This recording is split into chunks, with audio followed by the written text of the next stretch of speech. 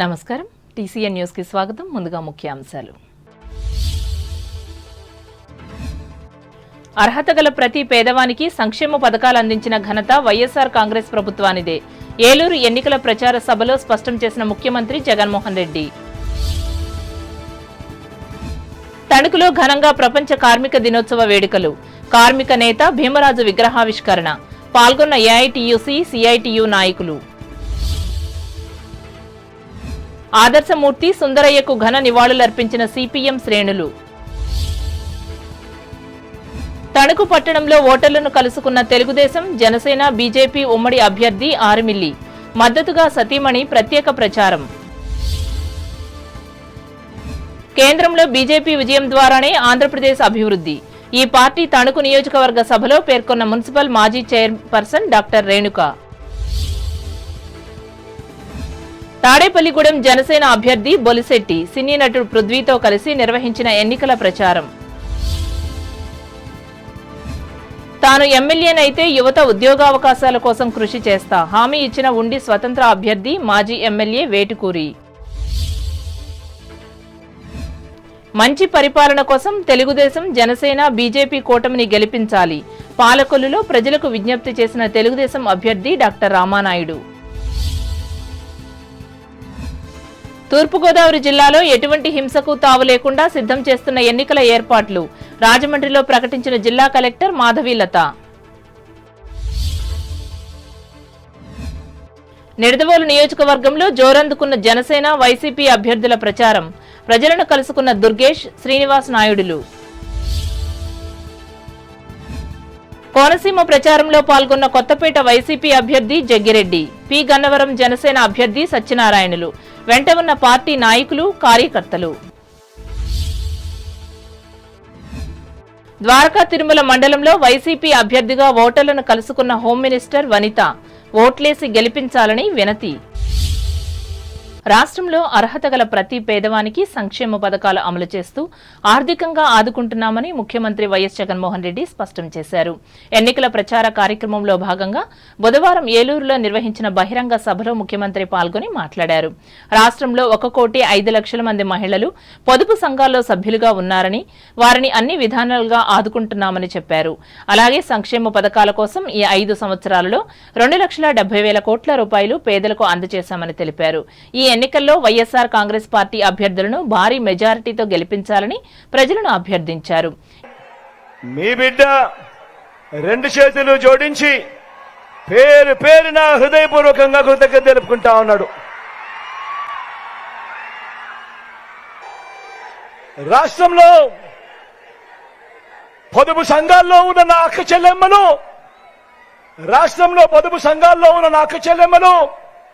1,05,00,000 మంది ఈరోజు పొదుపు సంఘాల్లో ఉన్న నా అక్క చెల్లెమ్మలు ఉన్నారు.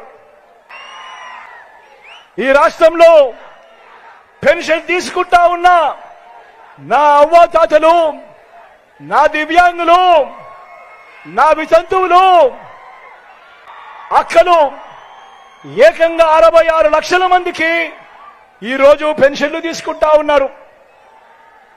వీరితో పాటు రైతు భరోసా అండతో నిలబడిన నా రైతన్నలు మరో 55 లక్షల మంది దాదాపుగా నా రైతన్నలు ఉన్నారు.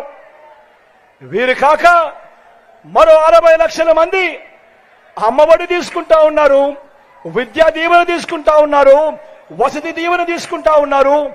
వీరందరూ నా చెల్లెమ్మలు, వీరందరూ ఆ తల్లులు, ఇంతమంది తీసుకుంటా ఉన్నారు. ఈ కార్యక్రమం 0 వడ్డీ కింద, వైఎస్ఆర్ ఆసరా కింద, చేయూత కింద, కాపు నేస్తం కింద, ఈబీసీ నేస్తం కింద అందుకుంటున్న వారు మరో 1 కోటి మందికి పైగా ఉన్నారు నా అక్క చెల్లెమ్మలు. 31 లక్షల మంది నా అక్క చెల్లెమ్మలకు ఇళ్ల స్థలాలిచ్చి, ఇళ్ల పట్టాలిచ్చి వారి పేరు మీద రిజిస్ట్రేషన్ చేశాం. అందులో 22 లక్షల మంది నా అక్క చెల్లెమ్మలు ఇల్లులు కూడా కట్టుకు. ఈ కార్యక్రమంలో మాజీ ఉప ముఖ్యమంత్రి, ఏలూరు అభ్యర్థి ఆళ్లనాని, ఏలూరు పార్లమెంటు అభ్యర్థి కారుమూరి సునీల్ కుమార్, దెందులూరు అభ్యర్థి కొటారి అబ్బయ్య చౌదరులు పాల్గొన్నారు.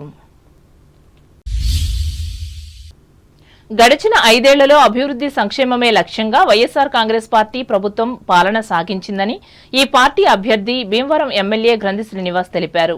భీమవరం పట్టణంలో బుధవారం నిర్వహించిన ఎన్నికల ప్రచారంలో ఆయన పాల్గొని మాట్లాడారు. జగనన్న ప్రభుత్వంలో సంక్షేమ పథకాల ద్వారా ప్రతి ఇంటికి లబ్ధి చేకూరిందన్నారు. అవినీతికి తావు లేకుండా నేరుగా లబ్ధిదారుల ఇళ్లకే పథకాలు అందుతున్నాయన్నారు. ఈ కార్యక్రమంలో పార్టీ నాయకులు, కార్యకర్తలు పాల్గొన్నారు. మీ ఆశీస్సులు అందించండి, మీ కళ్యాణం అందించండి.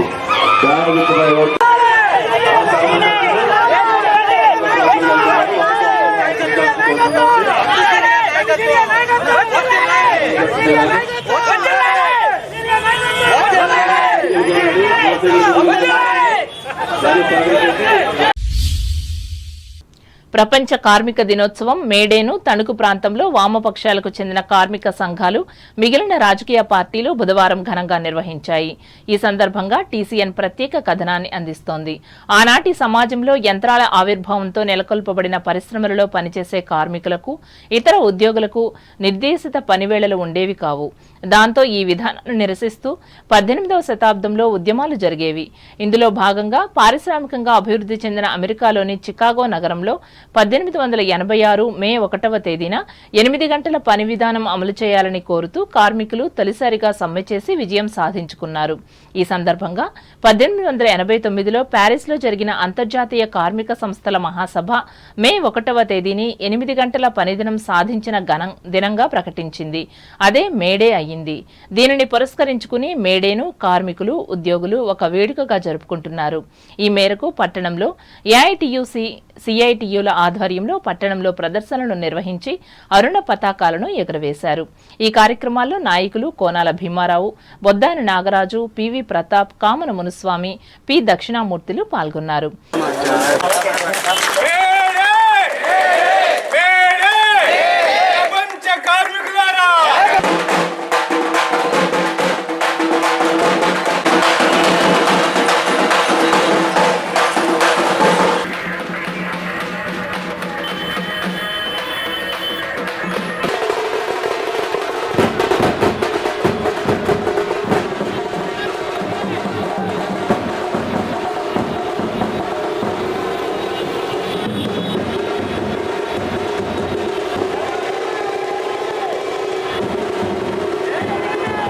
అలాగే పినిశెట్టివారి వీధిలోని Akkamamba textiles staff and workers union కార్యాలయంలో నెలకొల్పిన ప్రముఖ కార్మిక నేత, న్యాయవాది కలిదిండి భీమరాజు విగ్రహాన్ని ప్రముఖ సామాజికవేత్త, దారిదీపం సంపాదకులు డివివిఎస్ వర్మ ఆవిష్కరించి మాట్లాడారు.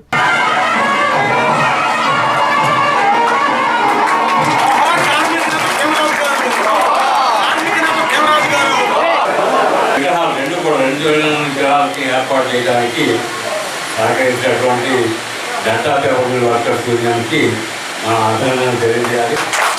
భీమరాజు గారి కాలం, తర్వాత నా కాలం హక్కులు పరిరక్షించుకోవడమే కాదు, కొత్తగా సాధించుకున్నటువంటి రోజులు అలాంటి పోయింది. ఉన్నాయి పోగొట్టడం జాగ్రత్త పడుతున్నా కానీ వచ్చాం. ఆ జాగ్రత్త పడుతున్నా కానీ వాడు ఓడగొట్టుకుంటా పోతుంది. 44 కార్మిక చట్టాలను తీసేసి 4 కోట్లు తీసుకొచ్చి వాడు మొత్తం కార్మిక హక్కులన్నింటినీ తీసేస్తున్నాడు. ఈ దేశంలో సంపదను సృష్టిస్తున్నది ఎవరు? శ్రమ చేసేవాడు సృష్టిస్తారు సంపదను. డబ్బు సృష్టించరు, శ్రమ చేస్తేనే సంపద ఉత్పత్తి జరుగుతుంది. కానీ మోడీ గారు ఏమంటారంటే సంపద ఉత్పత్తి చేస్తున్నటువంటి మా కార్పొరేట్ మిత్రులు వాళ్ళకి వ్యతిరేకంగా మాట్లాడుతుంది. వాళ్ళు లేకపోతే దేశం లేదు. మనం సమ్మె చేయాలంటే 15 రోజులు నోటీస్ ఇస్తే మనం సమ్మె చేయాలి. 15 రోజుల్లోగా మనకి లేబర్ ఆఫీస్ నుంచి మనకి నోటీస్ వస్తుంది. ఇప్పుడు 60 రోజులకి ముందు నోటీస్ ఇవ్వాలి. మోడీ ప్రభుత్వం వచ్చిన తర్వాత వరుసగా కార్మిక వర్గం మీద దాడి చేస్తుంది. ఈ కార్యక్రమంలో సంఘ ప్రధాన కార్యదర్శి అనంత త్రివిక్రమరావు, ఉపాధ్యక్షులు పుచ్చకాయ భాస్కర్రావు, దేవా పెద్దిరాజు, గుళ్లపల్లి కనకారావు, మాజీ ప్రధాన కార్యదర్శి టిఎన్వి శ్రీనివాస్, కోశాధికారి అత్తులూరి గోపాలకృష్ణలు పాల్గొన్నారు. కాగా కోర్టుకు చెందిన న్యాయ సేవాధికార సంస్థ ఆధ్వర్యంలో జరిగిన న్యాయ విజ్ఞాన సదస్సులో 4వ అదనపు జిల్లా కోర్టు మాజీ పబ్లిక్ ప్రాసిక్యూటర్ కౌరు వెంకటేశ్వర్లు పాల్గొని కార్మిక చట్టాలు, హక్కులపై మాట్లాడారు. ఈ కార్యక్రమంలో న్యాయవాదులు అంగజాల అజయ్ కుమార్, కండిబోయిన ఆనంద్ కుమార్, ఉడతల పుల్లేశ్వరరావు, భవన నిర్మాణ కార్మిక నాయకులు పాల్గొన్నారు. ఇదిలా ఉండగా ఇరగవరం మండలంలో సిపిఎం కార్యకర్తలు మేడేను వేడుకగా నిర్వహించి ఎర్ర జెండాలను ఎగురవేశారు. ఈ మేరకు తూర్పు విప్పర్రు, కొత్తపాడు, ఎర్రాయి చెరువు, రేలంగి గ్రామాల్లో జరిగిన కార్యక్రమాలలో నాయకులు తామరపల్లి ముసలయ్య, పొందు నాగబాబు, పిల్లి కోటేశ్వరరావులు పాల్గొన్నారు. ఆదర్శవంతమైన రాజకీయ నేతగా, దక్షిణ భారత కమ్యూనిస్టు ఉద్యమ నిర్మాతగా, పీడిత ప్రజల ప్రియతమ నాయకునిగా, ప్రముఖ స్వాతంత్ర సమరయోధునిగా, ప్రజా ఉద్యమంలో చిరస్థాయిగా నిలిచిన కామ్రేడ్ పుచ్చలపల్లి సుందరయ్య జయంతిని తణుకులో బుధవారం ఘనంగా నిర్వహించి నివాళులర్పించారు. ఈ సందర్భంగా టీసీఎన్ ప్రత్యేక కథనం అందిస్తోంది. 1913 మే 1వ తేదీన నెల్లూరు జిల్లా అలగానిపాడులో పెద్ద భూస్వామి కుటుంబంలో జన్మించిన సుందరయ్య చిన్న వయసులోనే సంఘ సంస్కరణ, స్వాతంత్ర్య పోరాట దీక్షను అలవరుచుకున్నారు. 1930వ దశకంలో దక్షిణ భారతదేశంలో కమ్యూనిస్టు ఉద్యమ నిర్మాణానికి బీజాలు వేశారు. దేశంలోనే తొలి వ్యవసాయ కార్మిక సంఘాన్ని స్థాపించి వారి తరపున పోరాడారు. తన వాటాకు వచ్చిన యావదాస్తిని కమ్యూనిస్టు పార్టీకి, పేదల ఉద్యమానికి ధారపోసి అత్యంత నిరాడంబరంగా జీవించారు. పిల్లలు పుడితే కుటుంబ మమకారం పెరుగుతుందని భావించి భార్య లీలను ఒప్పించి పిల్లలు పుట్టకుండా ఆపరేషన్ చేయించుకున్న అరుదైన ఆదర్శమూర్తి సుందరయ్య. అలాగే తల్లిదండ్రులు పెట్టిన సుందర రామిరెడ్డి పేరులో చివర ఉన్న రెడ్డిని తొలగించుకుని నిజమైన కులరహిత వ్యక్తిగా సమాజం ముందుకొచ్చిన గొప్ప ఆచరణవాది. 1952-54 మధ్య రాజ్యసభ సభ్యునిగా, మొదటి ప్రతిపక్ష నేతగా ఉన్న సుందరయ్య పార్లమెంటు సమావేశాలకు సైకిల్పై వెళ్లి ఆదర్శ భావాలను సమాజానికి అందించారు. అలాగే 1962లో మళ్లీ 1978లో ఆంధ్రప్రదేశ్ శాసనసభ్యునిగా ఎన్నికై అదే ఆదర్శాన్ని కొనసాగించిన మహోన్నత వ్యక్తి పుచ్చలపల్లి. 1934లో ఏర్పడిన తొలి ఆంధ్ర కమ్యూనిస్టు కమిటీలో సభ్యుడైన ఈయన వీర తెలంగాణ సాయుధ రైతాంగ పోరాటానికి ప్రత్యక్షంగా నాయకత్వాన్ని వహించారు. ఆ పోరాటం వల్ల భూమి లేని పేదలకు 10 లక్షల ఎకరాల భూమిని పంచారు. ప్రజా ఉద్యమాలు, పోరాటాలతో పాటు చట్టసభల్లో సుందరయ్య ప్రజల వాణి వినిపించడంలో గొప్ప పాత్ర పోషించారు. దేశం కోసం, ప్రజల కోసం సుదీర్ఘకాలం జైలు జీవితం అనుభవించిన సుందరయ్య జీవితాన్ని నేటి తరం అధ్యయనం చేయాల్సిన అవసరం ఉంది. 1985 మే 19వ తేదీన కన్నుమూసిన సుందరయ్య సిపిఎం ఏర్పాటులో ప్రముఖ పాత్ర వహించారు. ఈ పార్టీకి జాతీయ తొలి ప్రధాన కార్యదర్శిగా బాధ్యతలు నిర్వహించారు. ఈ సందర్భాన్ని పురస్కరించుకుని పట్టణంలోని వైఎస్ఆర్ పార్కులో నెలకొల్పిన ఆయన విగ్రహానికి సిపిఎం కార్యకర్తలు పూలమాలలు వేసి జేజేలు పలికారు. ఈ కార్యక్రమంలో పార్టీ నాయకులు పాల్గొని సుందరయ్య ఆశయాలను సాధిస్తామంటూ నినాదాలిచ్చారు. జనసేన, బీజేపీలు బలపరిచిన తణుకు తెలుగుదేశం అభ్యర్థి మాజీ ఎమ్మెల్యే ఆర్మిల్లి రాధాకృష్ణ బుధవారం పట్టణంలో పర్యటించి ప్రజలను కలుసుకున్నారు. ఇందులో భాగంగా పాతూరులోని 14వ వార్డు పరిధిలోని కొమ్మాయి చెరువు ప్రాంతంలో ఉన్న ఇళ్ల వద్దకు వెళ్లి ఓటర్లను కలిసి ఎమ్మెల్యేగా తనను, ఎంపీగా భూపతిరాజు శ్రీనివాస వర్మలను గెలిపించాలని విజ్ఞప్తి చేశారు. ఈ సందర్భంగా ఏపీలో ఎన్డీఏ కూటమి గెలుపొందడం ద్వారా ఆంధ్రప్రదేశ్కు జరిగే మేలును వివరించారు.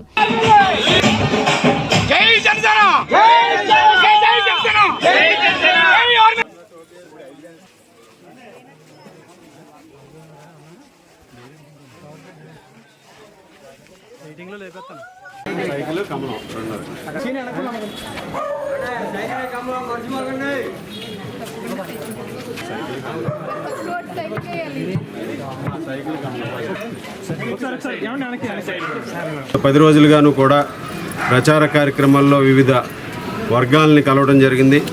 ఈరోజు 14వ వార్డులో ఇక్కడ స్థానిక నాయకుల ఆధ్వర్యంలో పెద్ద ఎత్తున స్వాగతం పలికి ఈరోజు చంద్రబాబు నాయుడు గారు, పవన్ కళ్యాణ్ గారు, మోడీ గారు ఈరోజు ఉమ్మడి మేనిఫెస్టోను కూడా మనకు రిలీజ్ చేయడం జరిగింది. వైఎస్ఆర్ కాంగ్రెస్ పార్టీ రిలీజ్ చేసిన మేనిఫెస్టో పేలవంగా ఉంటే తెలుగుదేశం, జనసేన ఉమ్మడి మేనిఫెస్టో, బీజేపీ ఉమ్మడి మేనిఫెస్టో ఈరోజు ప్రజల గుండెల్లోకి, అదేవిధంగా ప్రతి ఇంట్లోకి కూడా ఈరోజు దూసుకు వెళ్ళిందని సందర్భంగా తెలియజేస్తున్నా. వర్గాలకి, బీసీలకు కానీ, ఎస్సీలకు కానీ 50 సంవత్సరాలకే పెన్షన్ ఇవ్వటం కానీ, అలాగే డిఎస్సిని ఉద్యోగస్తులకు ఎన్నో ఏళ్ళుగా ఎదురు చూస్తున్నటువంటి మెగా డిఎస్సిని నిర్వహించడంతో పాటుగా ప్రతి సంవత్సరం జాబ్ క్యాలెండర్ని ఈరోజు నిర్వహించడం జరుగుతుంది. అలాగే రైతులకు సంబంధించి 9 గంటలకి నాణ్యమైనటువంటి ఉచిత విద్యను ఇవ్వడం జరుగుతుంది. అదేవిధంగా ఏదైతే ఈ ప్రభుత్వంలో పెరిగినటువంటి ధరలన్నింటినీ కూడా నియంత్రించి పెట్రోల్, డీజిల్ కానీ, విద్యుత్ బిల్లులు కానీ, ఇతర బిల్లులన్నింటినీ కూడా పన్నులు కానీ, ఇంటి పన్నులు అన్నింటినీ కూడా నియంత్రించడం జరుగుతుంది. అలాగే ముఖ్యంగా ఈరోజు పట్టణాల్లో దోపిడీ చేస్తూ ఈ ప్రభుత్వం చేసినటువంటి చెత్త పన్నును కూడా రద్దు చేస్తామని ఈ సందర్భంగా తెలియజేస్తాం. మే 13 జరిగేటటువంటి ఎన్నికల్లో తెలుగుదేశం, జనసేన, బీజేపీ కూటమి అభ్యర్థులకి ఈరోజు అందరూ కూడా పట్టం కట్టే విధంగా కూడా ప్రజలందరూ కూడా స్వాగతం పలుకుతున్నారని ఈ సందర్భంగా తెలియజేసుకుంటారు. ఈయన వెంట పార్టీ రాష్ట్ర కార్యనిర్వాహక కార్యదర్శి డాక్టర్ దొమ్మేటి వెంకట సుధాకర్, మాజీ కౌన్సిలర్లు చిట్టూరి సాయిబాబా, చిట్టూరి స్వర్ణలత, జనసేన పట్టణ అధ్యక్షులు కొమ్మిరెడ్డి శ్రీనివాస్, తెలుగు రైతు అధ్యక్షులు నల్లా భాస్కర్రావులు ఉన్నారు. అలాగే రాధాకృష్ణకు మద్దతుగా ఆయన సతీమణి కృష్ణ తులసి అత్తిలి మండలం వరదాళ్లపాలెం గ్రామంలో ప్రజలను కలిసి సైకిల్, కమలం గుర్తులకు ఓటేయాలని విడమర్చి చెప్పారు. ఈ కార్యక్రమంలో పార్టీ మండల శాఖ అధ్యక్షులు ఆనాల ఆదినారాయణ, ప్రధాన కార్యదర్శి ఆల్తి సత్యనారాయణ, నాయకులు దాసం బాబ్జీ, బొబ్బిలి మోహన్ రావులు పాల్గొన్నారు. కేంద్రంలో బీజేపీ విజయం సాధించి నరేంద్ర మోడీ మళ్లీ ప్రధాని అవడం వల్ల రాష్ట్రానికి పూర్తిగా మేలు జరగగలదని భారతీయ జనతా పార్టీ రాష్ట్ర నాయకురాలు, తణుకు మున్సిపల్ మాజీ చైర్పర్సన్ డాక్టర్ ముళ్లపూడి రేణుక పేర్కొన్నారు. పట్టణంలోని ఆమె స్వగృహంలోని ప్రాంగణంలో ఏర్పాటు చేసిన అసెంబ్లీ నియోజకవర్గ బీజేపీ కార్యకర్తల సమావేశంలో ఆమె మాట్లాడారు. దీనికోసం ఏపీలో బీజేపీ, తెలుగుదేశం, జనసేన కూటమిని గెలిపించేందుకు పార్టీ శ్రేణులు అంకిత భావంతో కృషి చేయాలని ఆమె పిలుపునిచ్చారు. అలాగే జాతీయ భావాలతో నిర్మాణమైన బీజేపీ సిద్ధాంతాలను, లక్ష్యాలను కార్యకర్తలకు డాక్టర్ రేణుక వివరించారు.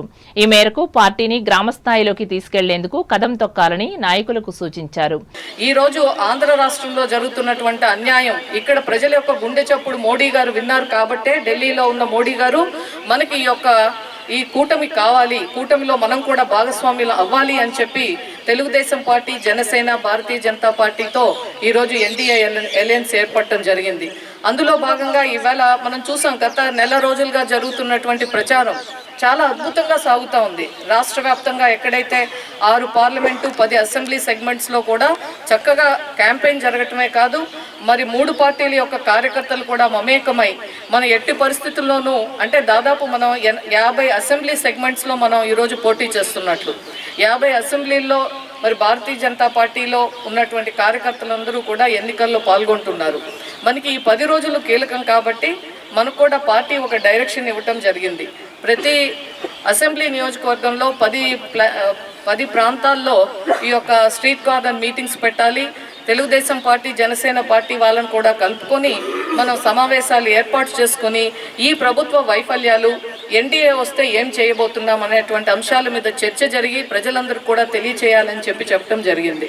మోడీ గారు ఒకటి చెప్పారు, ఏమని 24/7 ఫర్ 2047 అంటే భారతీయ జనతా పార్టీ ఎల్లవేళలా 24/7 మనం ప్రజలతో అందుబాటులో ఉంటాం, ప్రజల కోసం, ప్రజల వద్దకు మరి అన్ని కార్యక్రమాలు చేపడుతూ 2047లో ఈ భారతదేశాన్ని ఎక్కడికి తీసుకెళ్ళాలి అనేటువంటిది ఒక సంకల్పం పెట్టుకొని దాన్నే ఈసారి మనం మేనిఫెస్టోగా మార్చుకొని దాని ద్వారా యువతకు, మహిళకు, రైతుకి అలాగే మరి పేదరిక నిర్మూలన కావాల్సినటువంటి అంశాల మీద అన్ని భారతదేశ వ్యాప్తంగా ప్రతి నియోజకవర్గం నుంచి కూడా వారు ఫీడ్బ్యాక్ తీసుకొని దాన్ని మేనిఫెస్టో రూపంలో చేయటం జరిగింది. పార్టీ నియోజకవర్గ కన్వీనర్ అయినంపూడి శ్రీదేవి అధ్యక్షతన జరిగిన ఈ సభలో పార్టీ కేంద్ర కమిటీ ప్రతినిధి, రాజస్థాన్ ఎమ్మెల్యే కుల్దీప్ ధన్కర్ ముఖ్య అతిథిగా పాల్గొని తణుకు నియోజకవర్గ పార్టీ అభివృద్ధి కోసం చేయాల్సిన కృషిని వివరించారు. ఈ సమావేశంలో పార్టీ తొలితరం నాయకులు, సీనియర్ అడ్వకేట్ వెలిచేటి గోవిందరావు, రాష్ట్ర నాయకులు పివివిఎస్ వర్మ, జిల్లా అధ్యక్షులు నాన్ని తాతాజీ, జిల్లా కార్యదర్శి కొవ్వూరి వెంకటరెడ్డి, పట్టణ అధ్యక్షులు పెదమల్లి అవినాష్ కాంత్, నాయకులు, పారిశ్రామికవేత్తలు, డాక్టర్ ముళ్లపూడి హరిబాబు, పోలేపల్లి వెంకట ప్రసాద్లు ప్రత్యేకంగా పాల్గొన్నారు. కాంగ్రెస్ పార్టీ అభ్యర్థులను గెలిపించాలని కోరుతూ గురువారం ఉదయం 9 గంటలకు తణుకు పట్టణంలో ర్యాలీని ఏర్పాటు చేసినట్లు ఈ పార్టీ కార్యదర్శి దిర్సిపో రామకృష్ణ బుధవారం విలేకరులకు తెలిపారు.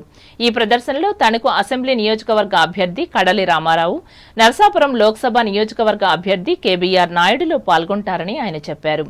ఈ ముఖ్యమైన కార్యక్రమంలో పార్టీ కార్యకర్తలతో పాటు పూర్వం నుంచి కాంగ్రెస్ అభిమానులుగా ఉన్న ప్రతి ఒక్కరూ పాల్గొని జయప్రదం చేయాలని రామకృష్ణ కోరారు. Tanuku senior citizens welfare association ద్వారా కంటి ఆపరేషన్లు చేయించుకున్న వృద్ధుల ఇళ్ల వద్దకు వెళ్లి బుధవారం ప్రముఖ నేత్ర వైద్య నిపుణులు హుస్సేన్ అహ్మద్ ఉచిత వైద్య సేవలు అందించారు. ఈ మేరకు పట్టణంతో పాటు పసలపూడి, సూర్యారావుపాలెం గ్రామాలకు చెందిన వారి ఇళ్లకు వెళ్లి ఈ సేవలు అందించి తన ఆదర్శాన్ని కొనసాగించారు. ఈ కార్యక్రమంలో సంఘ అధ్యక్షులు అల్లూరి కరుణాకర చౌదరి, కోశాధికారి అజ్జి భాస్కర్రావులు పాల్గొన్నారు. తణుకు రామకృష్ణ సేవా సమితి, వివేకానంద హ్యూమన్ ఎక్సలెన్స్ సెంటర్ సంయుక్త ఆధ్వర్యంలో హైస్కూల్, కాలేజ్ విద్యార్థులకు నిర్వహించతలపెట్టిన వేసవి శిక్షణ శిబిరాన్ని బుధవారం ఆరంభించారు. ఈ కార్యక్రమంలో ప్రజా వైద్యులు, సమితి ప్రధాన కార్యదర్శి తాతిన రామబ్రహ్మం పాల్గొని శిక్షణా తరగతుల వల్ల పిల్లలకు కలిగే ప్రయోజనాలను వివరించారు.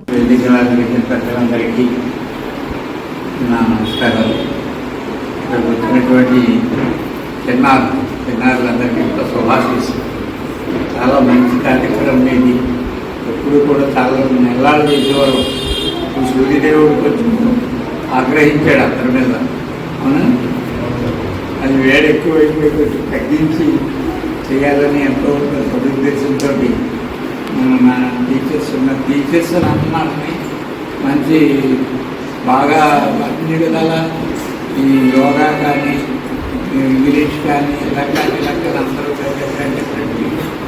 స్పోకెన్ ఇంగ్లీష్ ఏది చేస్తూ ఉండేవారు. అయినా వారం రోజుల కార్యక్రమం పెట్టి మీకు ఎంతో చక్కగా మీరు అన్ని విధాలా కూడా ఫిట్ అవ్వాలి, మెంటల్గా, ఫిజికల్గా కూడా ఫిట్ అవ్వాలన్న ఉద్దేశంతో చాలా మంచి కార్యక్రమం చేశారు. సమితి అధ్యక్షులు భోగవల్లి శ్రీమన్నారాయణ అధ్యక్షతన జరిగిన ఈ కార్యక్రమంలో రిసోర్స్ పర్సన్స్ అక్కింశెట్టి రాంబాబు, బాపతు మదన గోపాల్ రెడ్డి, కోఆర్డినేటర్ కోడూరి గిరీశ్వరరావులు పాల్గొన్నారు. తాడేపల్లిగూడెం శాసనసభ నియోజకవర్గ ఎన్డీఏ కూటమి అభ్యర్థి బొలిశెట్టి శ్రీనివాస్ సినీ నటుడు పృథ్వీతో కలిసి బుధవారం పట్టణంలో ఎన్నికల ప్రచారం నిర్వహించారు. ఈ సందర్భంగా పృథ్వీ మాట్లాడుతూ ప్రజల కోసం కోట్ల రూపాయల ఆదాయం వదులుకుని ప్రజాక్షేత్రంలోకి వచ్చిన పవన్ కు ప్రజలు అండగా నిలవాలని విజ్ఞప్తి చేశారు.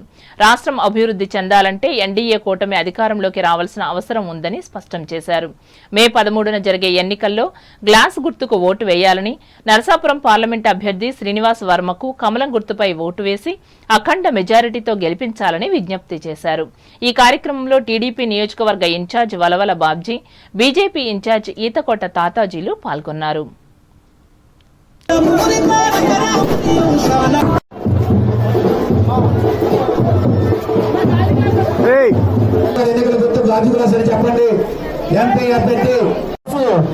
గాజు గ్లాస్ అమ్మా, గాజు గ్లాసు 5వ నెంబర్లో ఉంటుందమ్మా. ప్రైవేట్ నెంబర్ 5వ నెంబర్లో ఉంటుంది గాజు గ్లాసు పెట్టి. ఇప్పుడు వాణిజ్య ప్రకటనలు.